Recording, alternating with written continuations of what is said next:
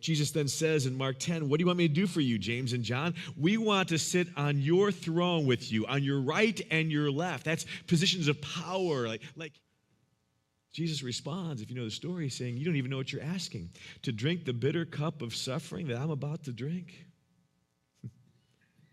And then he reminds them of his principles, of his kingdom and the people of his kingdom.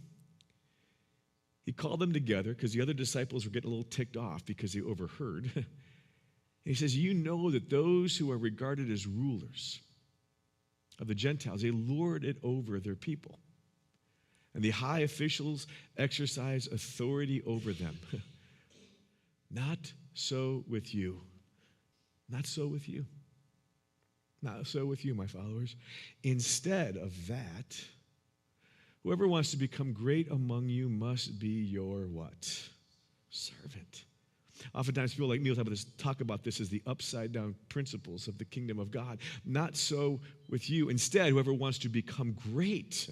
See, they wanted greatness through power and lording and dominating and all dominion. Not so with you. You become great by being a servant.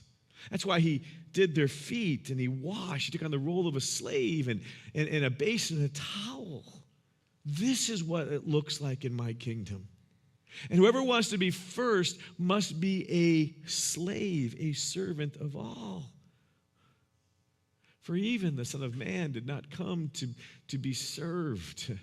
And that's how they always saw it. That's how all powers and empires and kings to be served. But no, I didn't come to be served. I came to serve and to give my life away as a ransom for many. James and John thought Jesus was going to win a political power struggle, become the new king and emperor, and they would live happily ever after. But here's what I want to remind you today. That's Jesus' throne. And that's not a throne of shame. That is a throne of power and glory. That is the picture I want to etch into your mind and your heart this week. That is your king. That is his inauguration. That is his glory, not his shame. He put to shame all the principalities, all the kingdoms, all the empires. At this point, he put them to shame and did a whole new thing. That's why Paul wrote, and having disarmed all the powers and authorities, he made a public spectacle of them, triumphing over them by the cross. At the cross, the powers and the rulers and the kingdoms in this world were exposed for their naked ambition and their lust for power. This is how the power of Jesus, his kingdom, his power comes. You take up your cross daily. You die to yourself. You take a basin and towel. That's strength. That's power. Serving and loving the least of these, the marginalized, the outcast. Even love thy enemy, which is what we need to do. That's the real power. This is how the kingdom of Jesus comes. So, this is an election week, and that's all it is. In a few days, or probably a few weeks, the way it probably will go, someone will become the new president, but I need to remind you, they come and they go. It may matter politically, and you can make a case for that, and I won't argue with you on that. It might not matter all that much politically. You can make a case for that, and I will not argue with that. You can vote, and I encourage you, you need to vote red or blue or a combination of both.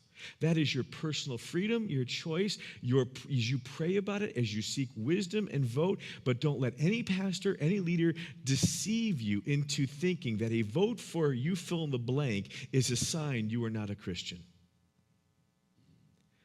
Neither one of these political parties, and I stand by that today, emulates the agenda of God and his kingdom. They have aspects, both sides. I won't bore you with the details on that right now. But here's what I want you to know as followers of Christ. This election, as in any election in any country, including ours, has nothing to do with how the kingdom of Christ comes. It has nothing to do with our King's kingdom. Because that's how it comes. It's not attached. It is not dependent on any empire, any emperor, any political party, any country, because they have all come and many have gone. And that might even be our case. Because ultimately what I want you to hear is the kingdom of God, does not come by ballots. It comes because that cross and what transpired, and it defeated all the powers and the principalities of this world.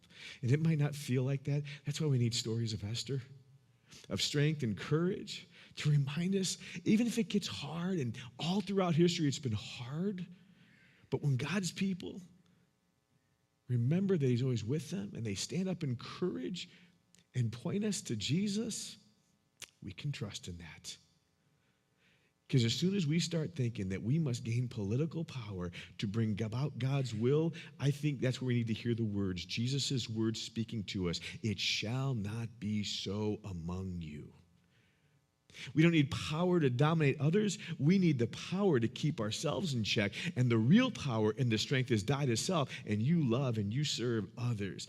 That's the power that the church has been given. That's salt and light. That's what creates a city on a hill for others to see and go, okay, there's something different about them.